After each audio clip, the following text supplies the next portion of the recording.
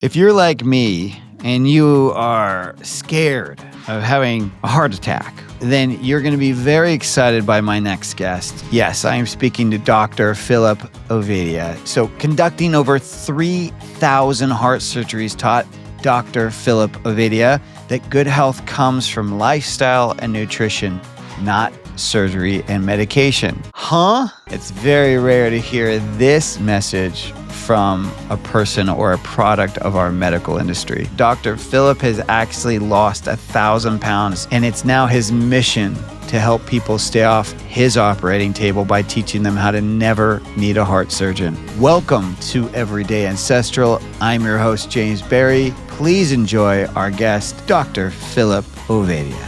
Phil, it's such a pleasure to have you. Thank you so much for joining us here at Everyday Ancestral.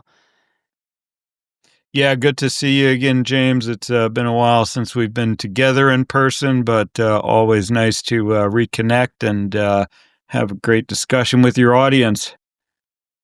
Yeah, well, it couldn't be more poignant, right? I mean, all the conversations right now with the Maha talk. I mean, it's like it's almost like it's finally on people's tongues. Like we got to make our health a priority. But I mean, I feel like there's just such an immense resistance going on, and I can't tell, is it the people or is it the pharmaceutical? Is it the people with money or is it just the general public?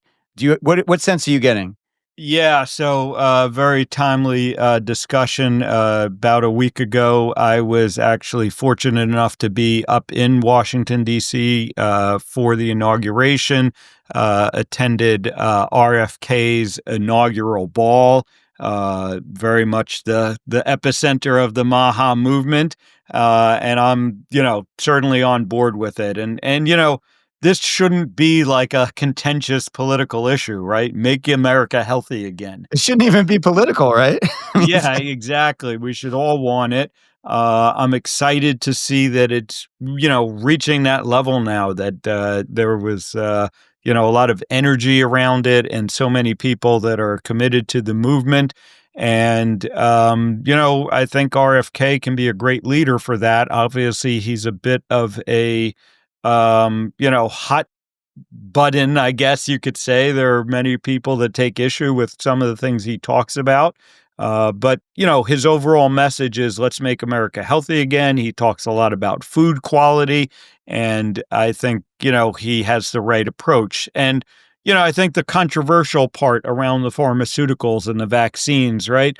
All he really says is, let's see the data, right? If yeah. these things work, great. But we need to be more transparent around this, and we need to be more scientific about, what we are telling people to take and the stuff that doesn't work or the stuff that the science doesn't ultimately support. Yeah, we need to rein that back. We need to get some things perhaps off of the market or just change the messaging around them at least. And that's all he's asking for is let's look at the data. Let's get the data around these things. And I think that makes a lot of sense when it comes to health. Now, obviously, like you said, there's opposition to that. There are people that are making a lot of money off the current system. One of the things I say about the healthcare system right today is it's working great for everyone except the patients and the doctors. And so there are a lot of people that really don't have any motivation to change the system. But those of us in this community have been shouting about this for a long time. Let's start looking at the food that's being put in front of us and that we're being told to eat. And let's acknowledge the fact that health is a major issue and it's moving in the wrong direction.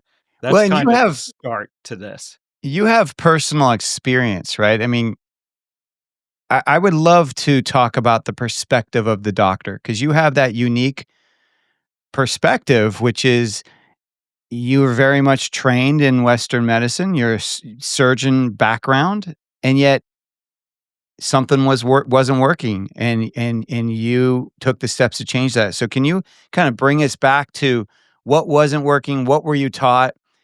And then what was the catalyst for change for you? Yeah. So again, I've been a heart surgeon now for over 20 years. I've done over 3,000 heart surgeries. Quite frankly, I make a very good living as a heart surgeon and could continue doing so, without without trying to disrupt things. Right. My incentives are not towards disrupting the healthcare system and making people healthier. But on the flip side of things, um, I was very unhealthy. I was getting progressively more unhealthy, morbidly obese, pre-diabetic, and I recognized that I was headed for my own operating table, so to speak. And I also recognized that the advice that I had been taught to give, it wasn't working for me and it wasn't working for my patients. And so, at first it was a matter of fixing my own health. And I learned about, low carbohydrate, eliminating processed food, ultimately have come to a mostly carnivore dietary approach, which I don't think is the only dietary approach that works, but it's what's been working for me now for many, many years. And along the way, I came to realize that, what I thought I knew about heart disease, what I had been taught about heart disease was not correct. We're incorrect about what the primary cause of it is, with the mainstream belief being that cholesterol is what causes this disease, and it isn't. And we're incorrect, more importantly, on the fact that it is, not preventable, not reversible. And it is, and that the way to do that is not through a pharmaceutical based approach. It's not with surgeries. It's with addressing diet and lifestyle first and foremost. And we need to do a better job of that. So what? Because as you mentioned, it's kind of to your advantage to kind of follow the status quo. You make good money, you keep getting people on your table. Was the catalyst for change like was it just you suddenly waking up one day and going, "Oh, I'm obese," or what exactly happened that made you challenge or question what you had been taught? Yeah, like I said, the original catalyst was my health, right? And I was a, young father who wanted to be around to see his children grow up, right? And facing the fact I knew all too well what my future was because I saw it every day, in the people that I was operating on. So that's what, that's what opened my eyes initially and got me asking different questions and being open to this different information that I discovered. And what Um, kind of response did you get once you started asking those questions? Because I imagine you first started asking your peers, right? The people that you're around. well, really, that wasn't the first part, right? So the first part for me was first coming across this different information. And, the start for me was actually, ironically enough, at a meeting of surgeons, the Society of Thoracic Surgeons, right? And the guest speaker that year happened to be Gary Taubes. And, at that time, Gary had just written The Case Against Sugar. And of course, prior to that, he wrote Good Calories, Bad Calories, and Why We Get Fat. And, Gary was really the first person I heard some of these concepts from, right? This is not something I had learned in medical school about, the effects of carbohydrate on insulin and insulin resistance and how that is what drives us to eat more and store more fat ultimately. So, that's how it started for me. Now, once I kind of learned about this and then I started talking to my colleagues about, why don't we know about this? Why weren't we taught this in school? Why aren't we telling our patients, that this is a way that we can effectively manage not only obesity, but it turns out heart disease and much of the other, much of the rest of the chronic disease that we face. And I got a lot of blank stares back because the sad reality is that most doctors never hear this information. They don't know about it, and they're just so programmed, right, with what we learned in school And then they're so busy taking care of sick patients that they really don't have the time to stop and think, why are there so many sick patients? And I consider myself blessed to have woken up to that fact and to now try and spread that word. And more other physicians are listening to this. I was just this past weekend at one of the low carb conferences, and there were more physicians there than ever. More specialties of medicine represented by the physicians, and so I think this is growing. I think increasingly doctors are waking up to the fact that our medical system is failing, and that we just have too many sick people to deal with. Where do you think it has to start, though? Do you think it has to start in the medical schools? Like, do they have to shift and recognize, hey, people want more nutritional background. They want to understand how these different foods are affecting our bodies, anything like that, sugar, whatnot. Do you think it has to start there, or is it just keep the status quo with the medical school, and then it's more about post education? Yeah, so right now, I really think the best place to start is just more and more people doing this, right? And the more people that do this and get success with this, and then they go to their doctors, right? And their doctors start to see that. It's interesting. The physicians that were there at this conference this past weekend, right? They have one of two origin stories, how they got there. Either like me, they had personal health issues that they needed to deal with, or they had patients that woke them up, right? They had patients that did this and got better, which is something that doctors don't see a whole lot of, right? Things like reversing type 2 diabetes. And thankfully, those doctors that were there were curious enough to follow up on that.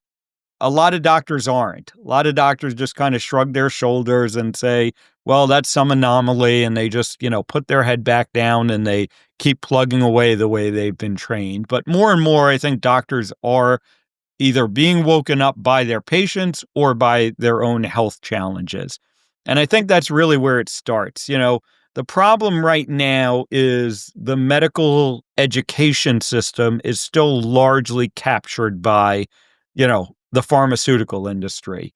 And even, if you said, okay, more nutrition in medical schools, the leading dogma around nutrition these days is still based on the food pyramid and low fat diet. And so getting more of that isn't really going to help things. Right. So you get a lot Ultimate, of non-fat Yoplait yogurt, whatever. You get exactly. sponsorship with all Yep. these. Very much true. So eventually, again, I hope going back to, what we started talking about, right? From the politics down can come those policy changes that can then be implemented in the schools. But right now, I think the greater potential is the bottom up approach, and that more patients, more people do this, and that wakes more doctors up. And then we can start to influence the system that way. I like that because you're really talking about, it starts with the person in the mirror, right? That we have to start on ourselves, and then it's progressively reaches, eventually, hopefully, the institutions, the the bigger businesses, big ag, whatever. I've heard that many times actually that it just takes that one person who even has some power sometimes within the system to make change. But you have to first believe it's possible. You have to believe in the modality, whatever it is we're talking about. But so what what now are you so you were surgeon, you had your big wake up call, you lost a lot of weight and you did it naturally, right? You did it with diet. You didn't cuz Ozempic wasn't going on back then, so you weren't doing it that way.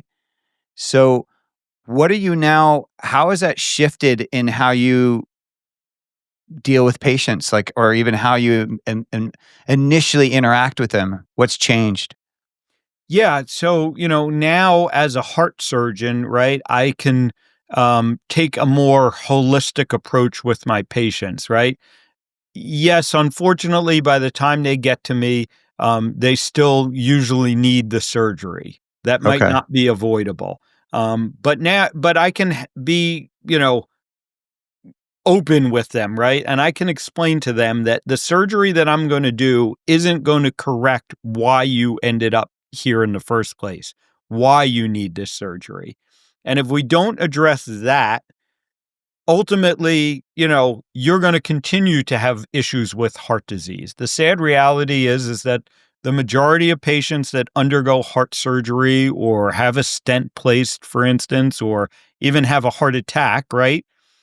They still die of heart disease. Now, yes, our treatments can prolong their life, can improve their life, but they still end up dying of heart disease because putting a stent in or doing bypass surgery like I do doesn't change the heart disease, right? It just is basically putting a Band-Aid on the problem. And so now I can, explain to them about why they're actually here, what insulin resistance is and how it led to their heart disease. And then I can tell them, we're going to do the surgery, but you can also do this other thing, right? You can change how you eat and change how you live and fix the underlying problem. And then you have, a much better chance of heart disease not being what kills you. And so, it's a much more complete approach in my role as a surgeon. Now, I also have expanded how I practice these days, and I have a preventative practice where I try and keep people off the operating table. But I'm able to really start to attack this problem at all its different stages.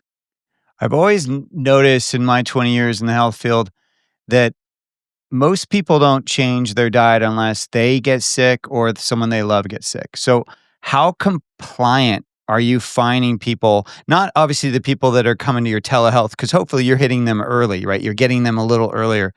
But how compliant are you finding the people that do come to the surgery to the table? Are they like, is it 100% success rate after they have the surgery of like, okay, I'm going to do what Dr. Phil says. I'm in. Or do you still see resistance? Yeah, there's certainly still some resistance. Some people ultimately don't want to change, right? And no matter what you tell them, right? They don't want to give up their habits, and that's, what? I'm okay with that, right? People, this is an individual choice. I'm not here to force anyone to do this. I just want to be able to inform them. The sadder thing to me, though, is the situation I run into where the patient is enthusiastic, right? And they start doing it, and they even start to see some good results from it. And then they have other doctors tell them that they can't continue doing this, that it's unhealthy for them because of those doctors' misunderstanding, misconceptions, miseducation around what is really causing heart disease. And so, a big part of my approach, right? I tell people to eat whole real food and mostly animal, based foods, animal proteins. And of course, red meat is still widely considered to be a contributor to the development of heart disease. Now, the science shows us otherwise. And certainly the experience I'm having with lots and lots of patients and, the bigger community that's out there around this shows us otherwise. But it is still a very deeply, widely held belief that red meat is a driver of heart disease. And therefore, oftentimes, despite the success that patients are having, losing weight, improving their diabetes, getting off medicines, they get scared out of continuing it by their other doctors.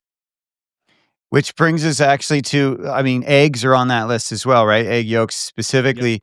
And yet look at what's happening. Finally, the is it the USDA or FDA? They're finally saying, oh, eggs actually are healthy. They're finally kind of taking some ownership of what people have suspected for a long time, that the data was incorrect.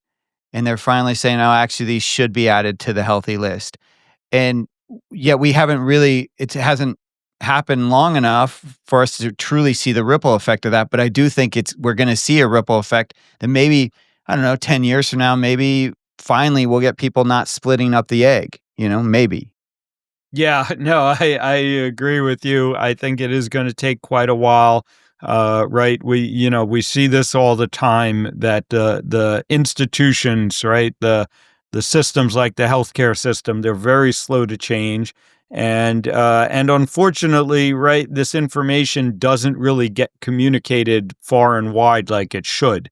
You know, something like, eggs are not bad for your health, right? That should be very widely communicated, but it's not. And a lot of people still just never hear that message. And for a lot of doctors, right, it's just too hard to change. When you tell a physician that, kind of most of what we understand around heart disease is wrong, that can be kind of jarring. That can be difficult. And a lot of doctors, like a lot of people we talked about earlier, right? They just don't want to change. And it's going to be hard to get them to change. I mean, I think still people are struggling with the fat is good for you, right? Yeah. I remember when what was it that devil's food cookie came out? I think it was Kraft or something like that. It was in the 90s and it was fat free, but yet it was a cookie. And I remember my mom was buying them all. Everyone was freaking out, thinking, "Oh, I can eat these because I'm not going to get fat on it." Not realizing that actually, when you get excess sugar, that converts into fat. Of course, right? Like people didn't know this, which kind of begs the question of like we only know what we know. So, as someone who is a product of the medical industry in terms of that you were educated by the medical industry, but you're also a product of it where you've now had contrast of the industry and it's spun you in a different direction. So in many ways you have the duality of you were educated by it, but you've also been re-educated by it. You know what I mean? Which is pretty cool in my opinion. But I guess the question is that we only know what we know. And so if you now look back at the medical industry and you go like, well, gosh, they've had so much wrong. How do you fully let what we're currently doing land as it being right when it also could be wrong? Do you know what I mean by the question?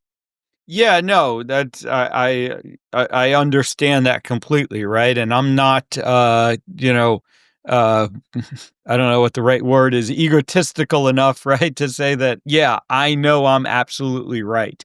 But, I see more and more, right? I know how it's helped me. I see how it's helping the patients that I'm working with.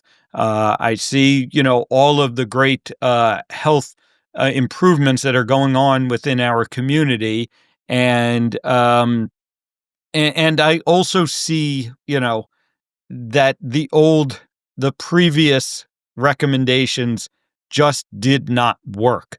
And that's something that's very hard to ignore. The messaging around low fat, cholesterol, as the primary cause of heart disease, right? That's been our focus for 70 years now, right? Going back to the 1950s. And it's just not working. And so that's one of the other things that says to me, gives me the confidence to carry on with the message that I'm trying to bring and how we're trying to change that messaging. You're right. I might be wrong. We might all be wrong. But clearly what was being done before was not the right approach and was not working. And so that's why I think it's time for us to change.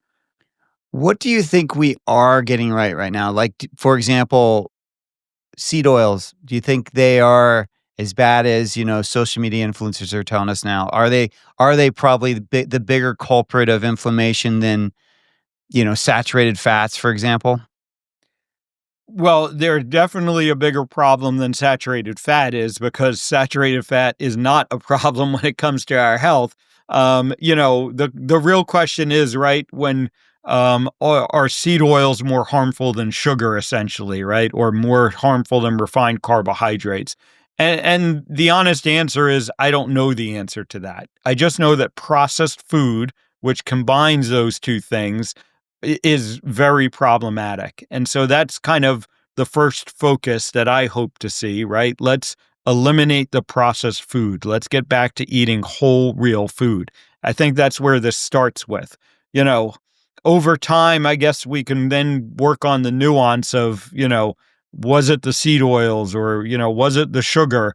and the refined carbohydrates. But I don't think it matters. If you just get back to eating whole real food, the problem is fixed. And neither of those things are essential in our diet. And neither of those things are really necessary for us to be able to, you know, have enough food and good nutrition, right? And enough nutrients to sustain ourselves. So that's kind of where I start with. And, that is an area that I think we're making some headway in. I think people are truly waking up to the fact that, all of this processed food is not good for us. And that's where I think we need to focus on and think we need to start. When you were at your heaviest before you started making your dietary changes, what were your, I don't know, your 2 or 3 crutch foods that you were kinda overindulging in? And then I technically, it's probably the same question is what did you cut out? What were the first few foods that you cut out as you started down this journey of weight loss? Yeah, so I was definitely, very heavy on bread and pasta, and again, didn't think that was problematic, right? The candy, the cake, the cookies, right? We all know that that's not healthy for us, right? But bread, pasta, this is the base of the pyramid, the food pyramid, and we think that's healthy for us. And that's really what went first, right? My intro to this was, low carbohydrate approach, right? And eliminating sugar. And like I said, I wasn't a real big sugar person. I didn't drink soda by the gallons like I know some people do. I wasn't even, I was never one to put sugar in my coffee or anything like that. For me, the biggest thing that needed to go and did go and had big effects was things like the bread and the pasta that I thought was not harmful for my health. And yeah, so those were probably the first foods you started cutting out. What did you find as you cut those out though? Because sometimes we eat to, you know, kind of numb any feelings going on or anything. Like, do you mind sharing like what came up for you as you cut out these comfort foods? Did you kind of your shadow side kind of rear its head and you're like, oh, I didn't realize I was trying to keep this down, or was it simply like, or was it effortless for you? Yeah, I mean, I wouldn't say it was effortless, but I also don't think it was, I don't necessarily think I had that real strong element of sort of, comfort eating, food addiction, and that is a real issue for many people. I did, I was able to do it. I saw pretty quick results, right? And that's kind of self reinforcing. And on the other hand, right, the flip side of this, and this is a lot of what I talk to people about, right? It's not even so much about restricting those things.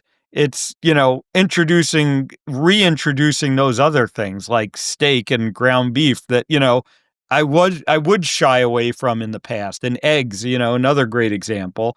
And those are foods that I actually love to eat. So, I guess in some ways I was able to replace with those, right? And that kept me satisfied and satiated, so that was my experience. Now, yes, I acknowledge that many people, right, they have to deal with the emotional eating and the stress eating. That, yes, if you're going to have long term success, those issues do need to be addressed. What's most interesting to me that I noticed and many other people notice, right, is when you start getting metabolically healthy, it has a positive effect on your mental well-being, in addition to the physical effects, right? And again, I'm not someone that had, a diagnosis of depression or anything like that. But I just noticed my mood being more stable, right? And so even the stress, right? That listen, I'm a heart surgeon, I have a high stress life by nature, I just deal with it better these days when I'm metabolically healthy. And I know a lot of other people have experienced similar changes in their mental well-being as well as their physical well-being. I love that you just brought up metabolic health. Let's dive into that a bit because I think that's a term that's being thrown around even more right now with the Maha stuff. But let's pretend, any myself or anyone listening doesn't know what that means. Can you talk about what is metabolic health? Yeah. So, the way that I refer to metabolic health is it simply refers to your body's ability to properly use the inputs that you're giving it, right? And the primary input we give our bodies is the food that we eat. Now, you can talk about, okay, how do we measure that, right? Because again, if you can't measure something, how do you improve it? How do you know where you stand?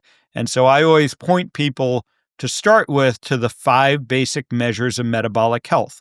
And those 5 measures are your waist circumference, your blood pressure, your fasting blood glucose level, your HDL cholesterol level, and your triglyceride level. And, people can look up the numbers. If people want to go to my website, ifixhearts.com, right on the front page, free, you can just go through the quiz, put in your numbers, and find out where you stand. But those, that's a very simple thing that everyone can and should do, right? Find out those 5 measures, find out where you stand regarding your metabolic health.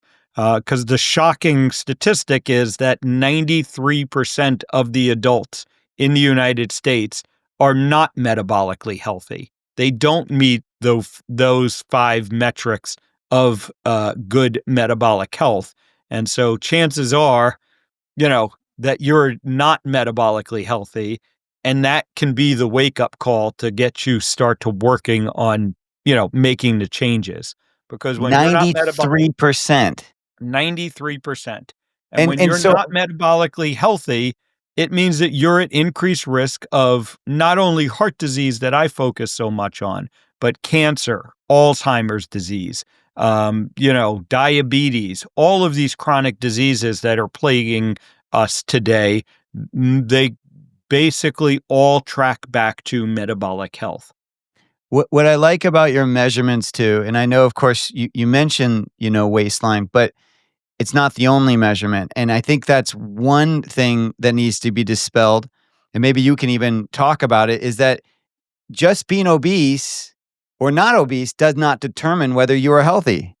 Correct. In that same, study looking at metabolic health among US adults, they looked at people specifically that were not obese. These were normal weight people, and they still had 50% incidence of metabolic disease. So, yes, not being obese is better than being obese, but you can't assume that you're metabolically healthy just because you're not obese.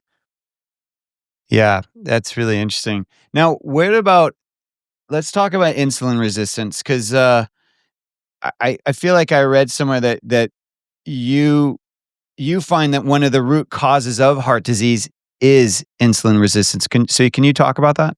Yeah, so I mean, insulin resistance is really the sort of biochemical manifestation of poor metabolic health. And what insulin resistance means at the cellular level, right, is that your body isn't able to properly process sugar and carbohydrates. And yes, this is a root cause of heart disease, and yet, the vast majority of doctors out there dealing with heart disease don't know that. They don't know what insulin resistance is. They don't know how to evaluate for it, and they don't know how to treat it, right? Because it's pretty intuitive. If you figure out a patient has a problem with insulin resistance, and that means that they can't process carbohydrates properly, the answer is pretty simple. Stop eating carbohydrates, stop putting carbohydrates into the system, and that's how you fix the problem. But unfortunately, the concept of insulin resistance does not get talked about in the heart disease space. And so, we miss we missed the root cause, right? We became focused on cholesterol, which is a downstream uh, problem from the insulin resistance. Yeah, because doesn't cholesterol is typically a buffer, right? It's trying to protect your body from the inflammation that's going on, right? Exactly. It's trying to repair what the insulin resistance is causing, right? The insulin resistance causes damage to the blood vessels, and it does that in a couple of different ways, but high blood sugar being one and inflammation being the other. And the cholesterol is supposed to repair that damage. What happens is, first of all, you keep doing the damage, right? And the cholesterol has to keep coming and it sort of can't keep up with the process, right? And it starts to build up on the vessel walls and form the plaque that we talk about. And the other thing that happens is that the insulin resistance damages the cholesterol itself. So when you have undamaged cholesterol particles, cholesterol carrying particles, the LDL that everyone focuses on, right? When those are undamaged, and the marker of them being undamaged is that they're large and fluffy, right? And so they go and they repair some damage to your blood vessel wall. And then they're able to basically just kind of melt away, right? They repair the wall and they disappear, and we don't have any issues. However, the insulin resistance damages those cholesterol particles, and they become what we call small, dense particles. And now, when they go to repair the wall, they actually set off more of an inflammatory response because the body is reacting to this damaged particle, and that compounds the problem. And that's when, again, when we start to see this buildup of inflammation and the plaque starts to form.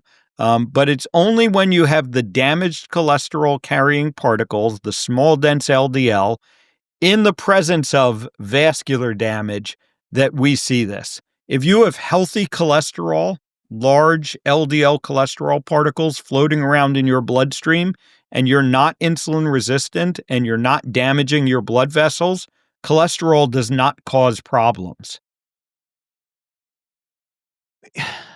Phil, it's so frustrating. That was such a great explanation, by the way. But it's so frustrating to me because, as I mentioned, I've been in this field 20 years as a chef, but in the health field, right? I've been hearing about insulin resistance from the beginning. So why the F is it taking the industry so freaking long to acknowledge this? Like, is it because they're co-opted? Is it because their egos are so firmly entrenched in it's cholesterol? It's cholesterol. Like, what is going on, man? It's been 20 years plus. Yeah, no, you're exactly right, right? And I think back to, in the same way to, why did the first time I hear these concepts, it came from, a journalist, and that is in no way a knock on Gary Taubes, but, why did I hear it from him first instead of, the professors and my colleagues? And you're right, honestly, I do think ego is a big part of this, right? I think the leaders of the field, the leaders that have been saying this for so long, cholesterol, cholesterol, cholesterol, for them to admit that they were wrong, right? That's a big shift. And beyond the individual people there, right? It's the institutions that have been built around this. Institutions like the American Heart Association, and then, yes, you're right. We have to acknowledge the role that, funding from the pharmaceutical companies, funding from the food industry play in all of this as well. That is very real. People look at this in different ways, and some people think it's a grand conspiracy, that maybe started with one or two people. I don't think that's true. I just think this is a kind of what we see in society, right? When institutions are built around a certain concept, it is very hard to get that to change. But we're starting to see the cracks in the foundation of this belief and of this system. And I am optimistic that we're going to be able to make these real changes. And I'm very hopeful that 20 years from now, right, people aren't still having this conversation. The conversation has become, how did we ever think that cholesterol was the primary problem, or that a low-fat diet was going to fix the problem? Well, it makes me think of bloodletting, right? I remember reading in a book that, George Washington's doctors bloodlet him Hmm. because that was the modern medicine of the time of how to handle, the sicknesses. And and yet now when we look back, they realize, oh, he probably just had a common cold. Had they left him alone, he would have survived, Yeah, right? no, very, very much true. I've read that same story, and yes, we have many examples we can go back to, right? And that's another thing that I think is problematic that these days, because all too often, we think we know the answer, and we're not willing to change and consider, contrarian information. And medical history is littered with situations where what we were convinced was true turned out not to be true. And so we do need to be more open-minded around medicine and not be so dogmatic. And this unfortunately has showed up in many different ways, in our recent history, and it's very problematic.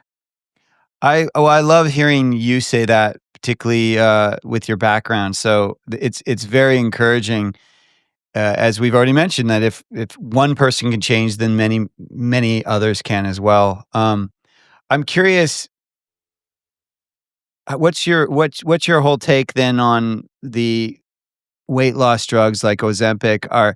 Do you see those as a potential disaster, or do you see those as like, well, the way um, Prozac was when it initially came out for people that were extremely depressed. It gave them the ability to just get their head above water so they could deal with some things, because some people are just drowning in, weight or depression or whatever it may be. What's your take?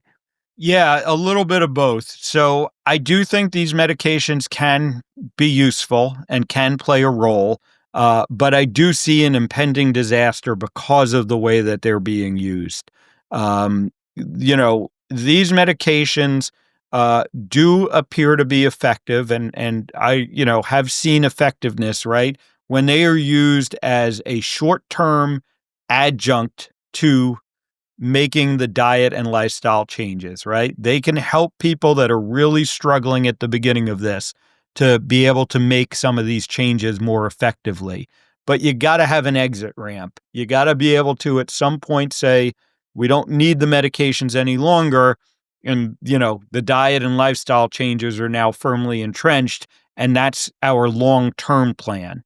And unfortunately, that's not the way they're being used. They are being seen and used as, this is the long-term solution. And people are just going to be on these medications for long periods of time at dosages that are probably, higher than they should be or need to be, because people sort of build up tolerance to these over time. And that is what I think is unfortunately going to lead to a wave of disaster around these medications. What brings up what you mentioned earlier, about how now you talk to your patients. You're not, a lot of times they're coming to you and they do need the surgery, but then you're explaining to them, but this is how you don't come back. And I think about gastric bypass, for example. So that was the quick fix, but they still didn't deal with the emotional and physical reason why these people were overeating. And so I think that the percentage is extremely high, in terms of the people that eventually regressed right back to the weight or higher that they were before the gastric bypass. So I have to assume that's the case as well. That the minute that if you're taking something like Ozempic, you may not have actually been dealing with what caused you to be obese, right? You're not dealing with the reasons that you were feeling motivated to overeat or to live a certain lifestyle, right? Yeah, definitely so. And it's interesting. These medications do seem to have some effects in the brain, right? There are GLP-1 Right. receptors in the brain, we know, and we're seeing that they seem to have effectiveness with addiction disorders, right? And again, food addiction, like we said, is a big part of this, but other things like alcohol addiction, they're showing promising results for. But again, the question then becomes, what's your exit strategy, right? You got to be addressing those underlying issues ultimately, or, your only option is staying on these things lifelong. And we see waning effectiveness of these things over the long term. And B, I think there are very, good reasons to be concerned about the long-term usage of these medications and what effects that's going to have. So, like I said, I think they can be a good tool if they're used properly and they're used as sort of a crutch as people are starting this journey. But, you know, I do have patients. I don't personally prescribe them, but I have patients that come to me on them in my preventative practice. And, the discussion we have is, okay, let's set a plan for getting you off of them. And we have been successful in doing that. They implement the right diet and lifestyle changes. And then over a period of time, we wean them off of these medications and they're having success maintaining the diet and lifestyle because we've addressed those underlying issues and we're giving them a sustainable long-term plan. So let's leave the audience with two or three diet and two or three lifestyle changes they can make right upon finishing this episode. You mentioned one diet, which was just don't eat ultra processed foods, focus on real nutrient dense foods. So we got one of the dietary changes. What would you say is another two for the diet? Yeah, I would say another big one is increase your protein and, animal protein primarily. That I think is a very powerful tool, helping people to avoid hunger, right? And hunger is a big driver of, why we eat poorly. And so, eat real food, lots of animal protein. That's kind of my basis of how we get people on a sustainable and successful dietary approach. And then what about lifestyle change? What would be a couple lifestyle changes that you right off the bat would recommend someone do?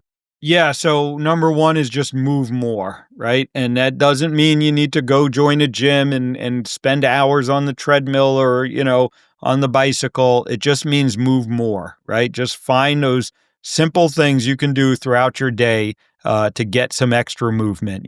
Take the steps instead of the elevator when you can.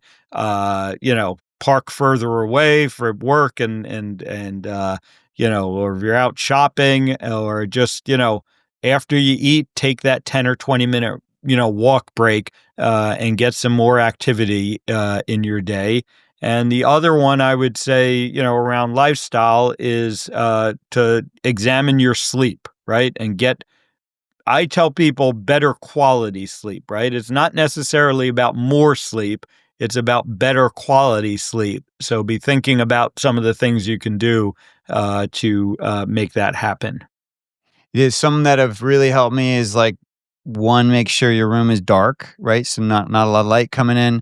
Try to limit screens or have zero screens before bed, and then even keeping lots of those electronic things out of the room, like or even business.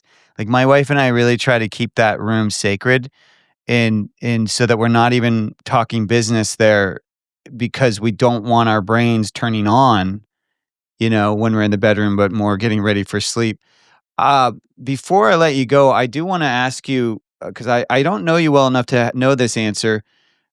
How much does energy work, or like kind of the kind of more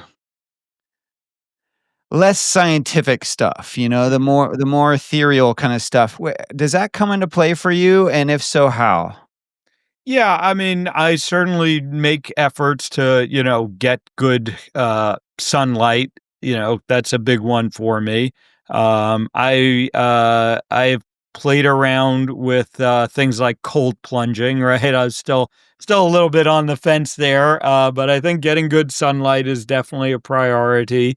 Trying to just get out in the fresh air, is good. I'm fortunate to live where I live in Florida by the beaches, and so I always find it recharging, right, to get to the beach. And I guess I'm doing grounding, right, and I'm in contact with nature in the water, and I think that stuff is important.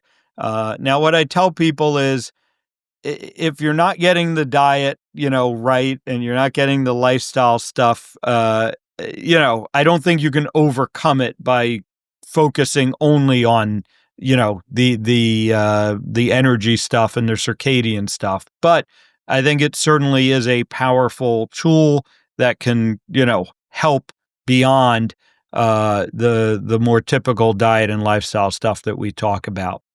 Yeah, nice. And what about meditation? Do you do it that at all? Honestly, I don't. I've tried. It just it's not something that resonates with me. But I do other things to just try and offload, the stress, right? And I do have Yeah. other things that can help with that. And yeah, meditation. I tried it, and it doesn't mean it's not good. Just never quite sunk in for me or resonated for me. Maybe it will in the future, and that can make me even better. Yeah, yeah. Well, I'll be curious to hear what new modalities or what new practices you kind of discover in 2025 that you start incorporating in your practices. Your book, Stay Off My Operating Table, is available, but will you please share how else people can find you, how they might get connected with your telehealth as well? Yeah, definitely. I Fix Hearts is really where to find me everywhere. So on all the socials, I'm at I Fix Hearts, and then you can go to ifixhearts.com and connect with my team and I and find out. We have like I said, I have a telemedicine practice. It's focused on prevention. We see patients throughout the U.S.